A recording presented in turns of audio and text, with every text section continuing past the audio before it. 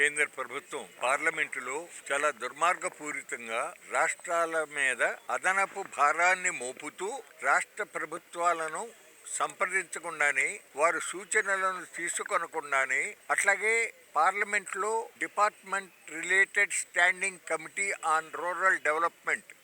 వారితో సంప్రదించకుండానే ఉభయ సభల్లో ఉన్నటువంటి పార్లమెంటు సభ్యులతో కూడినటువంటి సెలెక్ట్ కమిటీకి కానీ రిఫర్ చేయకుండా సభ్యులు కోరినప్పటికీ కూడా తిరస్కరించి ఏకపక్షంగా ముందుకు తీసుకువెళ్ళి మూజువాణి ఓటుతో ఆ బిల్లును ఆమోదింపజేయటం, వెంటనే మళ్ళీ 48 గంటల్లోనే రాష్ట్రపతి గారు ఆమోద ముద్రం వేసి భారతదేశంలో గ్రామీణ ప్రాంతాలలో ఉన్నటువంటి నిరుపేదలు, నిరుద్యోగంతో కష్టాలు పడతా ఉన్నటువంటి పేద కుటుంబాలకి కొంతమేరకైనా మహాత్మా గాంధీ జాతీయ గ్రామీణ ఉపాధి హామీ పథకం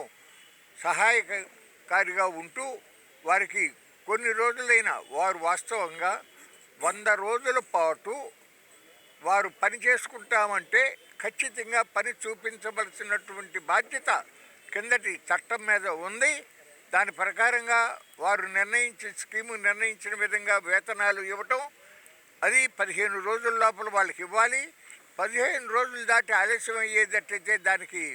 కాంపెన్సేషన్ కూడా ఇవ్వటం, ఇటువంటి నిర్దిష్టమైనటువంటి నిర్ణయాలు అన్నింటినీ కూడా పక్కన పెట్టేసేసి ఇవాళ రాష్ట్ర ప్రభుత్వాల మీద అదనపు భారాన్ని మోపుతూ ఉంది కేంద్ర ప్రభుత్వం. అందులో కూడా ఇదివరకు 90 కేంద్రం, 10% రాష్ట్రాలు అయితే ఇవాళ కేంద్రం 60, రాష్ట్రాలపై 40% వ్యయం భరించాలనేది చాలా అశాస్త్రీయం. ఎందుకంటే జిఎస్టీ అమల్లోకి వచ్చిన తర్వాత రాష్ట్రాలకు, ఒక మన రాష్ట్రం అనే కాదు ఏ రాష్ట్రం అయినా సరే, అంతకుముందు ఆ రాష్ట్ర ప్రభుత్వాలకు వస్తూ ఉన్నటువంటి ఆదాయంలో చాలా తగ్గిపోయినటువంటి పరిస్థితులు జరిగినాయి. అట్లాగే కేంద్రానికన్నా కూడా రాష్ట్రానికే ఆ రాష్ట్రంలో ప్రజల సమస్యలు కానీ, రహదారులు కానీ, ఇరిగేషన్ కానీ, కరెంట్ కానీ, అనేక విషయాలుగా పేదవాళ్ళకి వెల్ఫేర్ కానీ, హెల్త్ కానీ, ఎడ్యుకేషన్ కానీ అనేక రంగాలలో రాష్ట్ర ప్రభుత్వాలు బాధ్యతలు ఉంటాయి కాబట్టి అదనపు ఖర్చు అవుతూ ఉన్నాయి.